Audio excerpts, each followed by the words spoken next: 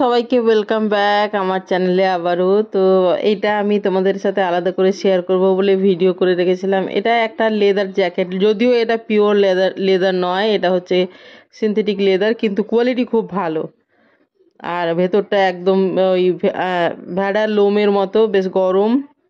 আর বাড়িটা synthetic leather হলেও খুব ভালো কোয়ালিটির আর কি। এটা নিয়েছিলাম আমি কাশ্মীর থেকে আমার মেয়ের জন্য, বড় মেয়ের জন্য। তো বলি যেটা বলার কথা, যে এটা সারা শীতকাল জুড়ে আমার মেয়ে পরেছে, টিউশন বা যেখানে গেছে এটা ওর পছন্দ আর কি, সেজন্য এটা খুব পরেছে। একবারও কাচা হয়নি, কেচে আর এবারে রাখবো বলে আর কি কাচ্ছি আলাদাভাবে, সেটাই তোমাদের সাথে শেয়ার করছি। দেখো 5 টাকার দুটো ইজির পাউচ নিয়েছি, একদিকে গরম জল নিয়েছি, একদিকে ঠান্ডা জল নিয়েছি।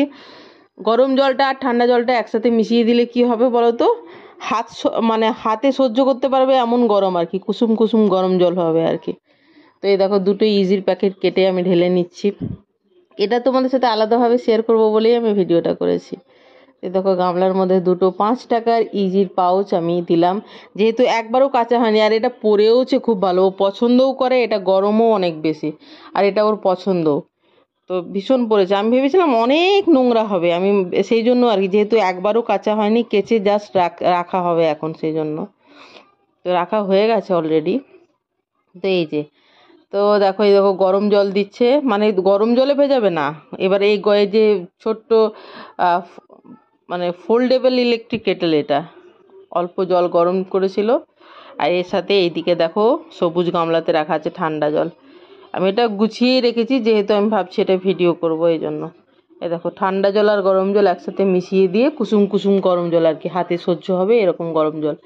এ দেখো এবার আমি এটা ফেনা করে নেবো। এই দেখো আমারই হাত। তো এটা আমি ভেবেছিলাম না যে, যেহেতু একবারও কাচিনি, একেবারে সারা শীতও এটা চুটিয়ে পড়েছে যাকে বলে, টিউশন বা যেখানে গেছে এটাও পছন্দ করে, তো খুবই নোংরা জল বেরোবে বা খুবই নোংরা হবে এটা ভেবেছিলাম। কিন্তু তোমরা দেখো, দেখতে থাকো। এই যে 5 টাকার দুটো ইজির পাউচ, মানে 5 5 10 টাকার।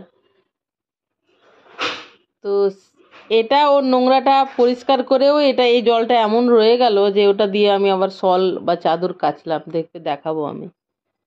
তো এত নোংরা জল বেরোয়নি আর কি, বা এতটাও আর কি ডিটারজেন্টটা খেয়ে নেয়নি নোংরাটা। তারপরে তো এ দেখো ওটাকে যেমন করে কোনো জিনিস, শার্ট বা সোয়েটার বা যে কোনো জিনিস, যেমন হাতের কাছে কলার বগল এগুলো একটু একটু ঘষতে হয় পরিষ্কার করার জন্য, হালকা হাতে রাব করতে হয় আর কি। তো সেরকম দেখো এটা মনে হয় আমার মেয়ে, বড় মেয়েই করছে, ও যার ওটা জ্যাকেট আর কি। এই দেখো এমনও কিছু আর কি ইয়েটা খেয়ে নেয়নি, যতটা আমি ভেবেছিলাম যে এটা খুব নোংরা হবে, হয়ে গেছে, একবারও কাচা হয়নি, সেইভাবেও হয়নি আর কি। মানে কি বলতো, যে এটা আমি কেচে যদি খুব একটা বেশ নোংরা জল বেরোতো, তাহলে আমার মধ্যে আরো বেশি স্যাটিসফ্যাকশন হতো, সেরকমটা হয়নি, এটাই বলতে চাইছি।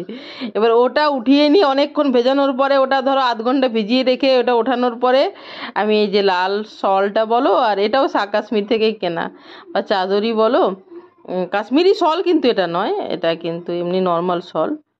তো আর এই দেখো ছাদে এটা আমরা মেলেছি, এটা আলাদা ভিডিওই করেছি যে ভিডিওটা দেবো বলে, কিন্তু আমার স্যাটিসফ্যাকশন হয়নি, যে পরিমাণ নোংরাটা বেরিয়েছে, যে কম পরিমাণে হয়ে গেল আর কি নোংরার জলটা, সেজন্য আমার না স্যাটিসফ্যাকশন হয়নি।